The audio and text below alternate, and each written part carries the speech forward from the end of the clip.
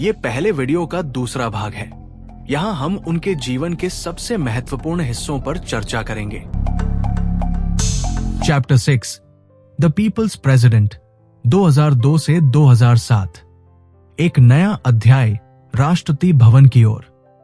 Pokhran test के बाद पूरा देश डॉक्टर कलाम को जान गया था। हर बच्चा, हर युवा उन्हें मिसाइल मैन कहने लगा। उनकी सादगी और मुस्कान हर किसी को अपनी तरफ खींच लेती थी। इसी समय 2002 में एक ऐसा प्रस्ताव आया जो खुद कलाम जी ने कभी सोचा भी नहीं था। लीडर्स ऑफ इंडिया ने सोचा, why not make Abdul Kalam the next president of India. यह खबर सुनकर पूरा देश खुश हो गया और हुआ भी वही।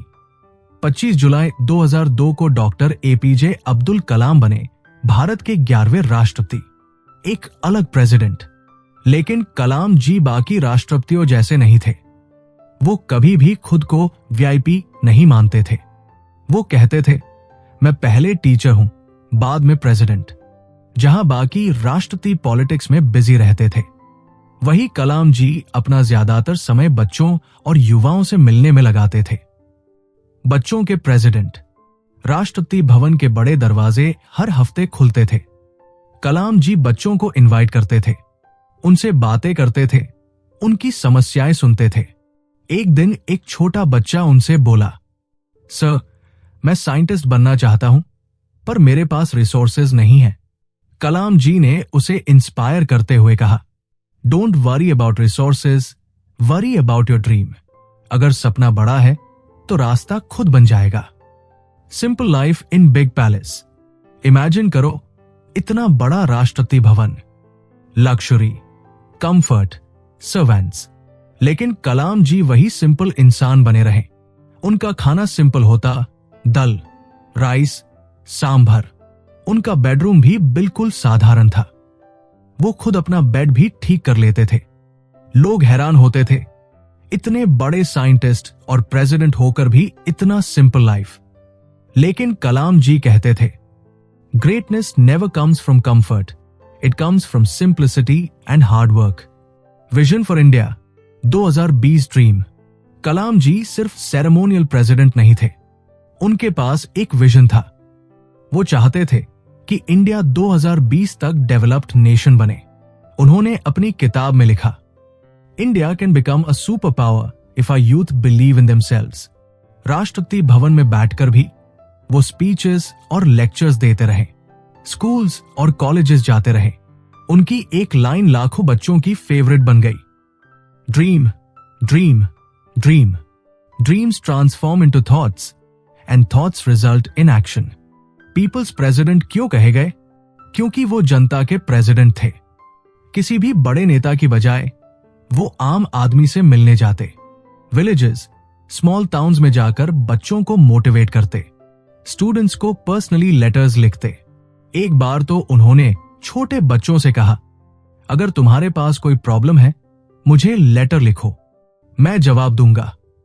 और सच में कलाम जी हर पत्र का रिप्लाई देते थे। सोचो, एक प्रेसिडेंट देश के बच्चों को हैंडरिटन जवाब दे रहा है। डिफिकल्ट टाइम्स भी आए। प्रेसिडेंट होने के नाते कलाम जी को कई टफ डिसीजंस लेने पड़े। कभी डेथ पेनल्टी के केसेस आते, कभी पॉलिटिक्स का प्रेशर होता। लेकिन उन्होंने हमेशा ह्यूमैनिटी और जस्टिस को प्रायोरिटी दी। वो कहते थे, a leader must have courage to take decisions with compassion. President से टीचर वापस। 2007 में उनका कार्यकाल खत्म हुआ। लोग चाहते थे कि वो फिर से प्रेसिडेंट बने, लेकिन कलाम जी ने साफ कहा, I came here to serve, not to stay in power. अब मैं फिर से क्लासरूम्स में लौटूंगा। और सच में राष्ट्रपति भवन छोड़कर वो यूनिवर्सिटीज और इंस्टीट्यूट्स में लेक्चर्स देने लगे। स्टूडेंट्स के बीच वो खुद को सबसे ज्यादा खुश महसूस करते थे। लेसन फ्रॉम दिस चैप्टर, बड़ा पद मिलने पर भी सिंप्लिसिटी मत छोड़ो। लीडर वही है जो जनता के बीच जाकर उनका दर्द समझे। एजुकेशन और यूथ किसी भी देश की सबसे बड़ी ताकत है। नैरेटर्स इंस्पिरेशनल क्लोजिंग डॉक्यूमेंट्री फील। 2002 से 2007 तक डॉक्टर कलाम ने राष्ट्रपति भवन को एक महल नहीं बल्कि स्कूल बना दिया, जहां बच्चे आते, सपनों की बातें होती और भविष्य की योजनाएं बनती। इसीलिए लोग उन्हें आज भी याद करते हैं, the people's president.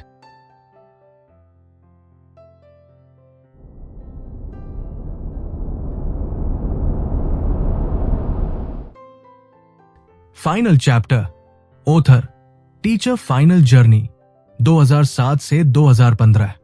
A teacher once again. 2007 में जब डॉक्टर एपीजे अब्दुल कलाम ने राष्ट्रपति भवन छोड़ा तो लोगों ने उनसे पूछा, सर अब आप कहां जाएंगे, अब आप क्या करेंगे?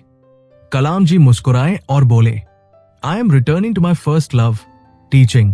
प्रेसिडेंट रहने के बाद भी वो खुद को सिर्फ एक टीचर मानते थे। उनकी आइडेंटिटी मिसाइल मैन या प्रेसिडेंट नहीं थी, बल्कि टीचर ऑफ द नेशन थी।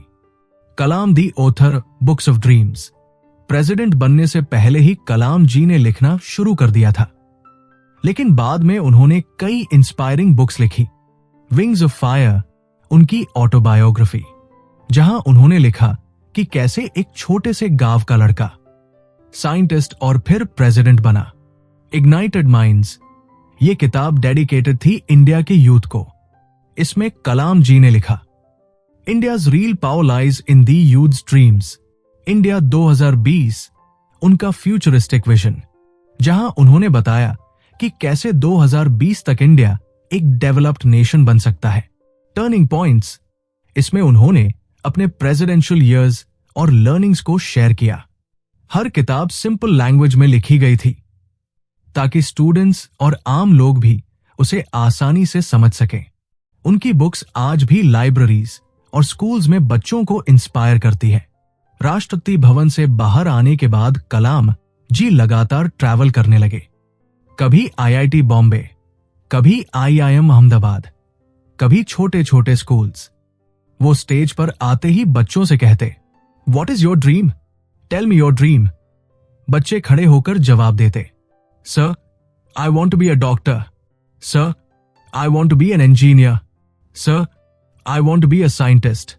और कलाम जी हर बार कहते, good, dream is not what you see when you sleep, dream is something which does not let you sleep.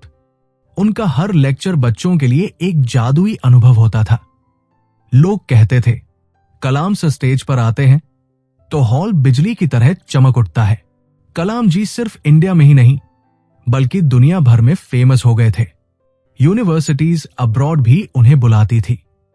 उन्होंने United states of America, Europe और मिडिल ईस्ट में कई लेक्चर्स दिए।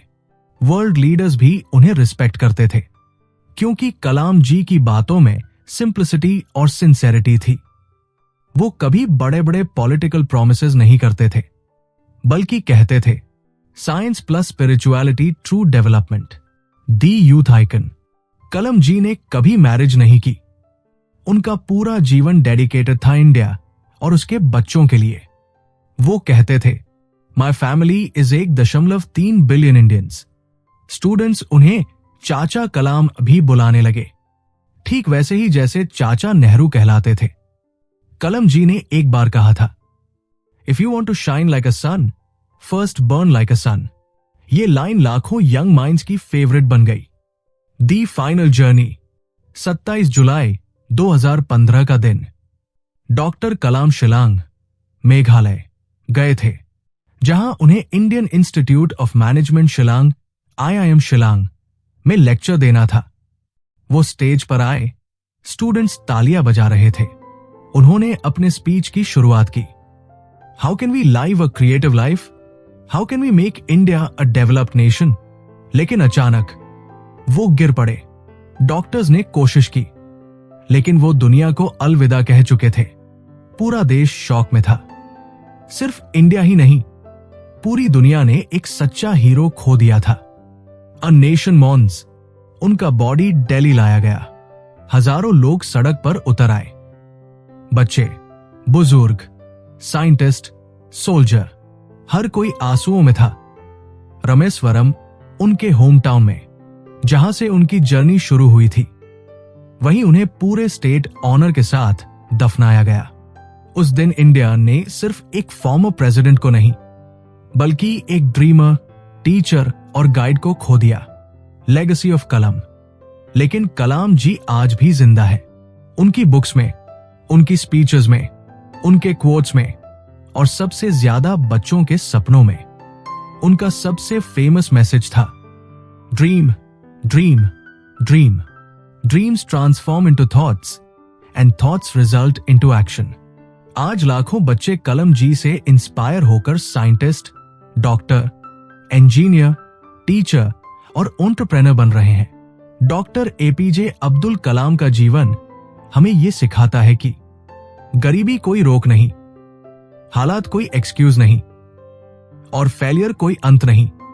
एक छोटे से गांव का लड़का जो अखबार बेचकर घर चलाता था, एक दिन भारत का प्रेसिडेंट बना। उसने दिखा दिया, if you dare to dream you can change the world. Doctor Kalam चले गए, लेकिन उनके सपने, उनके वर्ड्स और उनकी मुस्कान हमेशा हमारे दिलों में रहेंगे। He will always be remembered as the missile man of India, the people's president, and above all, the teacher of the nation.